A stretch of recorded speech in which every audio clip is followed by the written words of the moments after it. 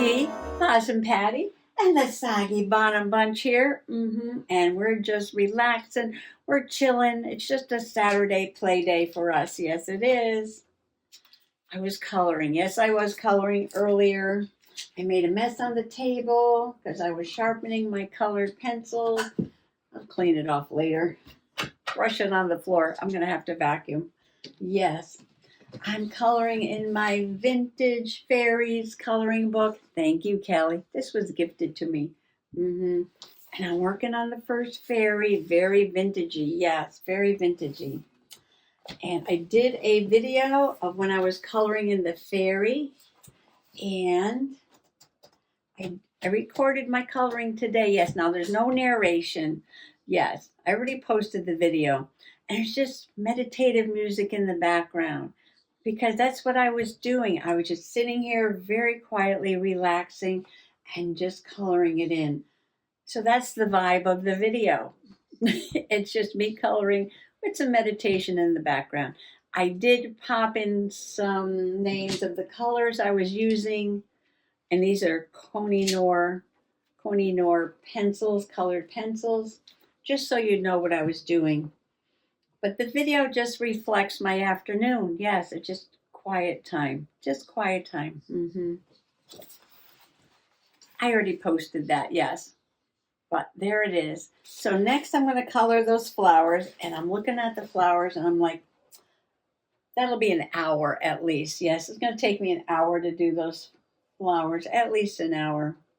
And then I'll spend some time putting a little bit of color in the background. And then we'll go on to this fairy page number 2, which is completely different palette. Lavenders, purples, blues, little teal in there. That's going to be fun too. Yes, yes it will.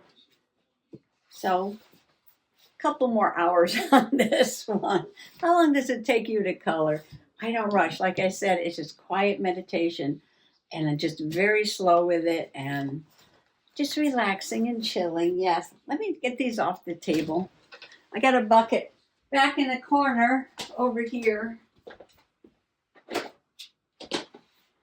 I also have my mixed media tags back there too. Projects are starting to cover the floor after I had it all clean. Yes.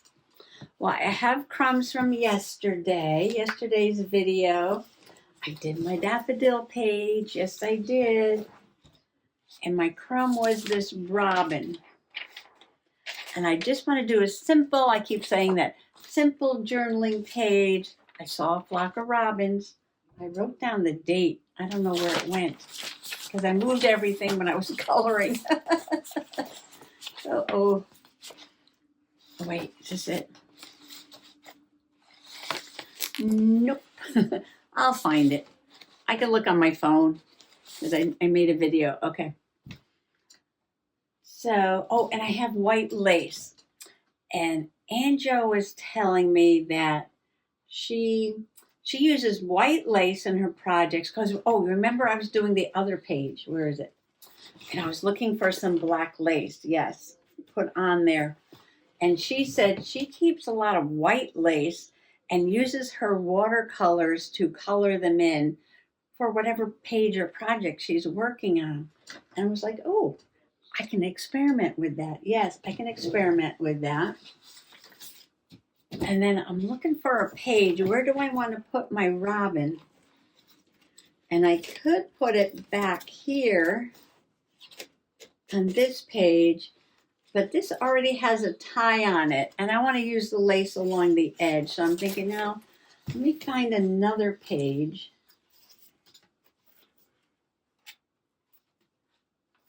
And towards the end, there's some plain pages. Well, this one's coffee dyed. I didn't make this journal. Rhonda, Junk Journal Diva. Yes, she made this. And there's a white one and a green one. Now, I can use the green. Put the ribbon there. Put my robin. Color this. Or I just got this idea.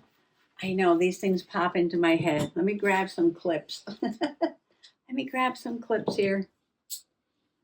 hold this closed a little bit. There's a white page, and I'm thinking white page, white lace. Did I call this ribbon? I don't know. Sometimes I call it ribbon. Sometimes I call it lace. White page, white lace, watercolors. It's Saturday. Let's just have a play and splash some watercolor. Oh, I did take out those Brushos. Ooh. Well, we're going to have a messy play today. Yes, we are.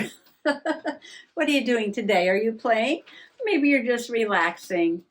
Either way, I'm inviting you to come on along.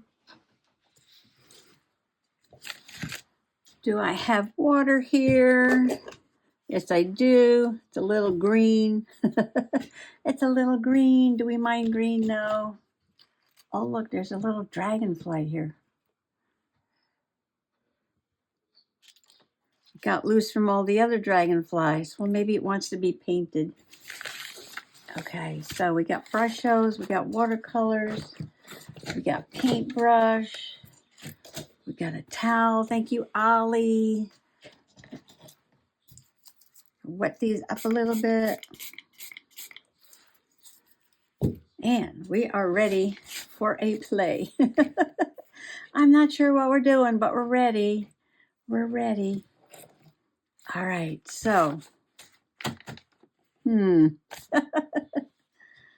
I do the page first? Should I do the ribbon first? Should I do everything all at the same time? Where's my robin? Do I want blue in the background? Blues, greens, something that contrasts with the colors of the nest and the robin. I don't want any more browns, no, or grays. We want a color, so we're going to go with the reds, red tones, or we're going to go with something to make that pop out, like a blue or a green. Like a blue or a green. I don't know what kind of paper this is. Might be scrapbook paper. Might not want to take water at all. Yeah, it's not sized at all. The water's going right through. It's going to get wonderfully crinkly. Yes. Oh, how about this bright green? Yes.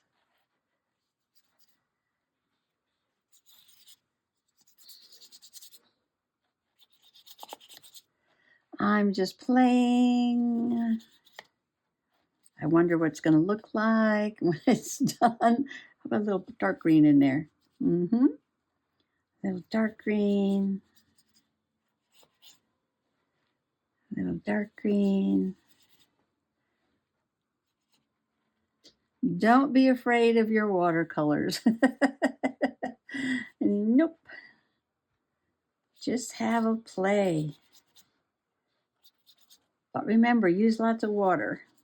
Even on paper that's, not meant for it. I shouldn't be using lots of water. No, I should be using some water. Oh, I like that color. Which one was that? This one? Ooh, what can I mix with this? Oh, we can put a touch of blue. You want to stay in the family. So greens, yellows, blues. Blue, we can do a little blue. Little bit of blue. Little bit of blue.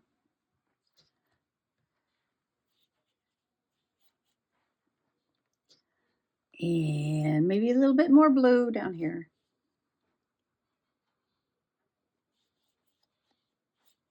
And let's put some yellow. And lay some yellow in there. Okay, remember the colors I'm using because I need it for the ribbon. Oh, while it's wet. We should sprinkle some Brushos on there. I'm not too familiar with Brushos. No, I got these at the flea market. Tomorrow is flea market day. And it's supposed to be like frigid cold tomorrow morning, below freezing. Okay, turquoise, leaf green. All right. Let's see. I want to test it. I want to test it.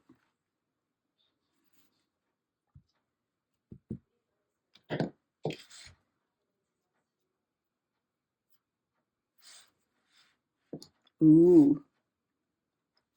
Wow. These are so intense. Look at that. It's very intense. Maybe just a sprinkle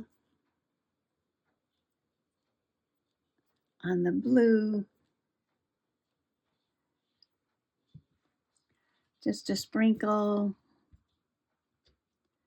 Do I need to add more water? Move them around.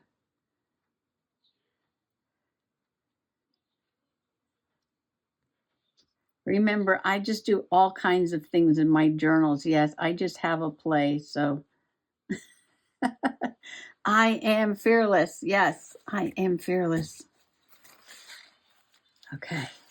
Like a big puddle of water there. I like the way it's moving around. I'm just afraid it's too much for this paper. It's even going through. I hope the paper doesn't rip. I can reinforce it later. Oh, I want to add one more color. All right, that was turquoise. We have leaf green, olive green, white, crimson, lime green, cobalt blue. I'm going for the lime. I'm going for the lime. Don't miss. Where's my little, these are my plugs here. These little pins.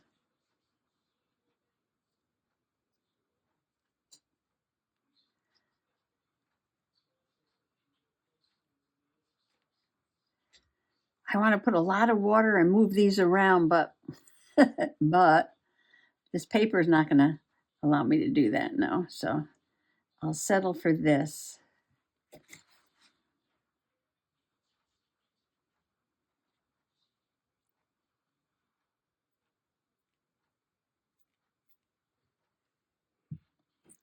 Playing with more color.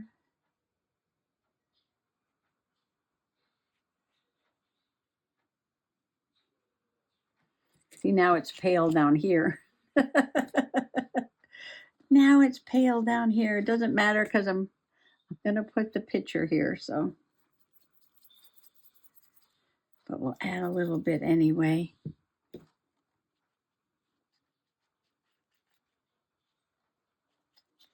Oh, I'm sorry. If you don't know what Brushos are, and I'm not really sure what they are, Color Craft Brusho Colors, turquoise, and it's like a powder intense pigment.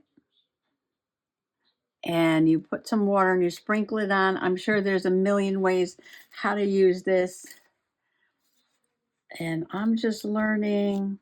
I just know it's fun. It's fun. Okay. Now let's see if we can do something to our lace here. Oh, maybe the dragonfly, because dragonfly is out here. So I'm going to wet the lace. I'm not sure what the method is. I'm not sure what the method is, so I'm going to start with water. And then I'm going to go to the greens that I used on the page, the light green.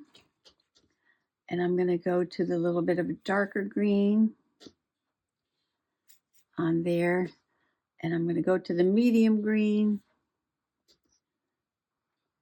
Which one was this? They all look dark on there. They all look dark on there. Okay.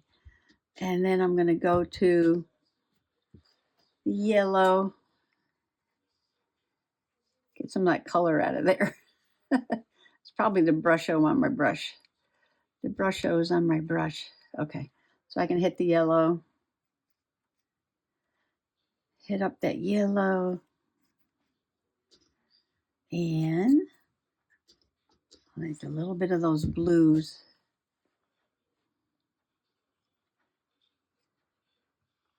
A little bit of the blue next to the yellow. Okay, that's interesting. And while it, oh wait, let's do the dragonfly. Let's do the dragonfly. Mhm.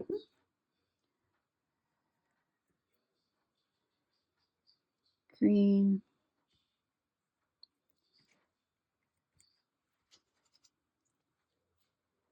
A little bit of yellow. And a little bit of blue. Oop, too wet.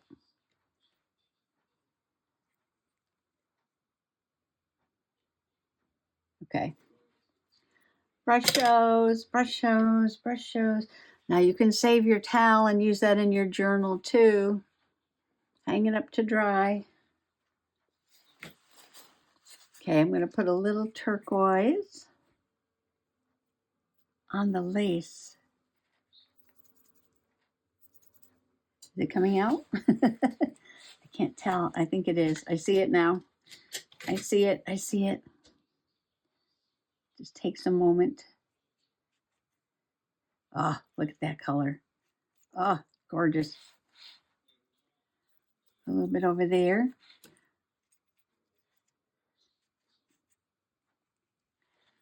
And let's put a little of the, what I use, lime green.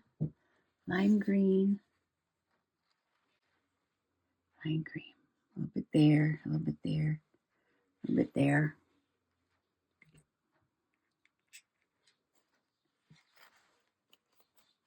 I'm going to pop some more yellow back in there.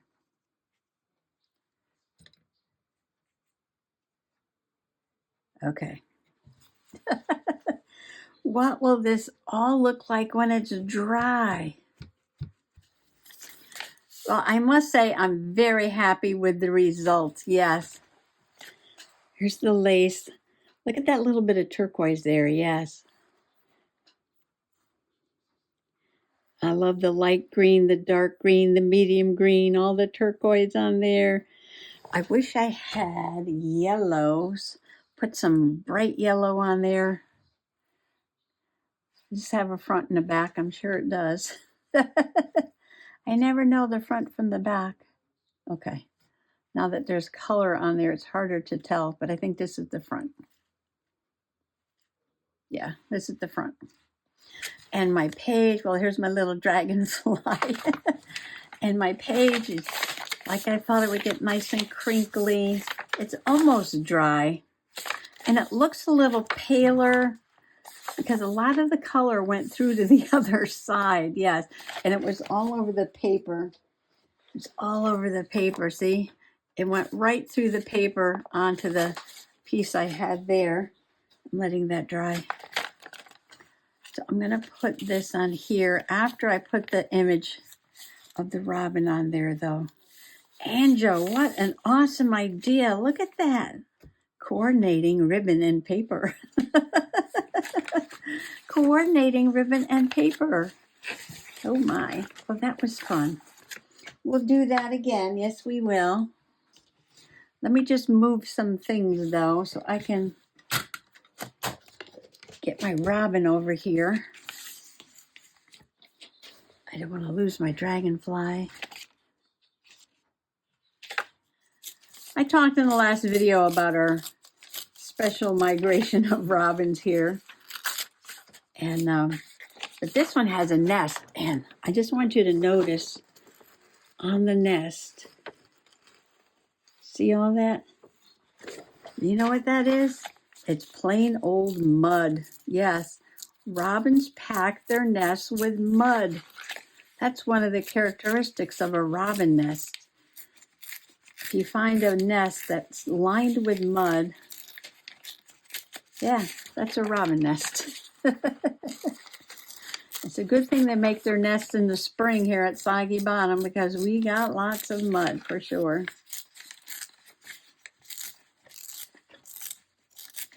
Pretty big nest too, yeah. Robin makes a pretty big nest.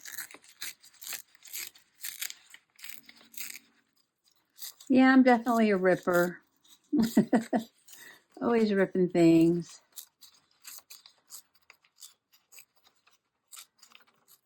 I can journal right on this page, can't I? I'm not going to cover up any more of this awesomeness that's here. Oh, maybe I should put the ribbon first. I keep calling it a ribbon. Maybe I should put the lace here first. Okay, I'm going to use glue stick because this is just a magazine page. Carefully with my extra strength permanent bond craft. I have pretty good luck with this.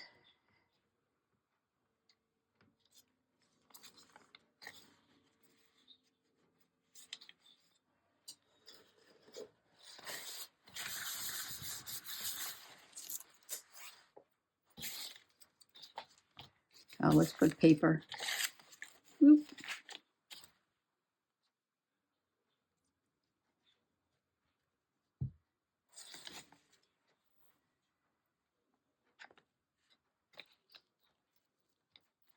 The paper's a little crinkly, the ribbon's a little crinkly.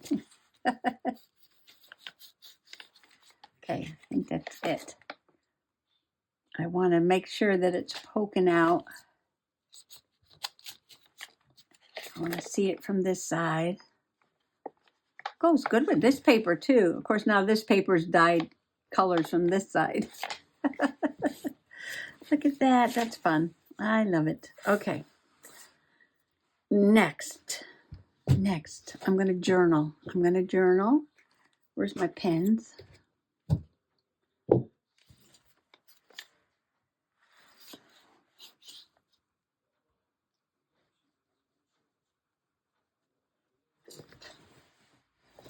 I just used my Sakura glazed pen.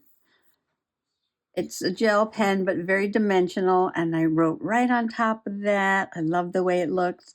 March 18th, 2025, while walking around the yard, I spotted a robin, sure sign of spring. Then I saw another, and yet another, a whole flock migrating through Soggy Bottom. Fun page. Journaling, yes, I love to do some journaling. Get that out of the way. Okay, I gotta let the glue dry, I gotta let the paint dry, I gotta let the gel pen dry. I'm just loving how this painty paper came out. A painty paper in the background. I'll play with the watercolors and the Brushos.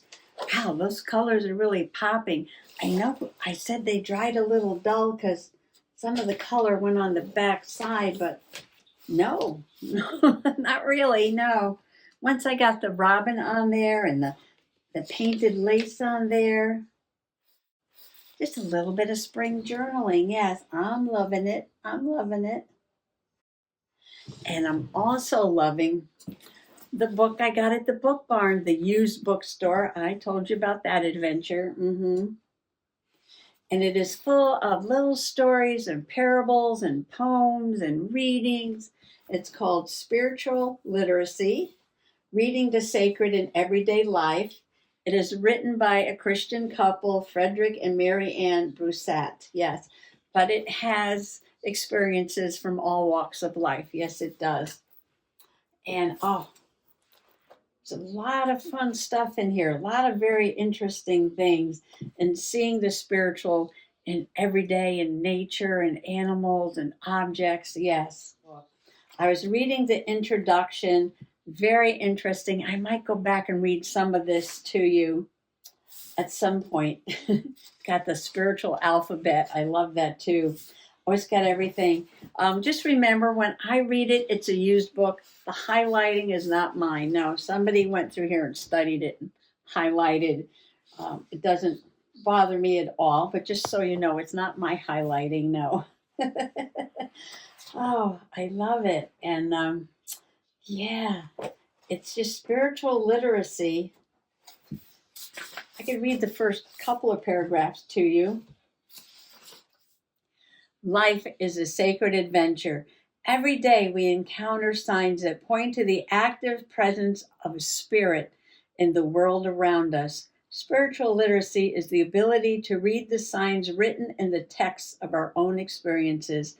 Whether viewed as a gift from God or a skill to be cultivated, this facility enables us to discern and decipher a world full of meaning. Spiritual literacy is practiced in all the world's wisdom traditions. Medieval Catholic monks called it reading the book of the world. Muslims suggest that everything that happens outside and inside us is a letter to be read.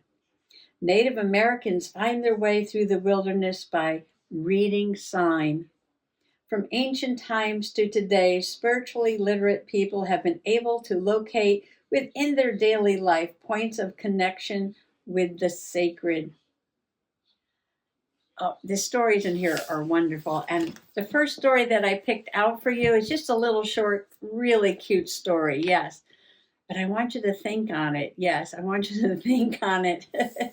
It's a short story, but it has a lot of meaning. Yes, there's a lot in this book. Well, it's a long book, 608 pages, and I haven't even scratched the surface. No, not even a scratch on this yet. Read a little bit of the introduction. I read some of the little stories. Oh, there's so much in here. There's even journaling prompts. I'm thinking about those. But I'd have to read more of the book before I do the prompts, because the prompts have a little bit to do with the readings. So, yeah, so maybe I'll read a few bits from one of the sections and then look at the journaling prompts and see if I can do something on that. Yeah. So, cute little story at the end. I hope you stay for that. You'll enjoy it. Yes, you will. It's very cute. Yes, it is. Well, thank you for allowing me to share a little bit of spring journaling, and I hope you stick around for a fun, very short story at the end of the video. Happy junk journaling. Bye-bye. Spiritual literacy. Reading the sacred in everyday life.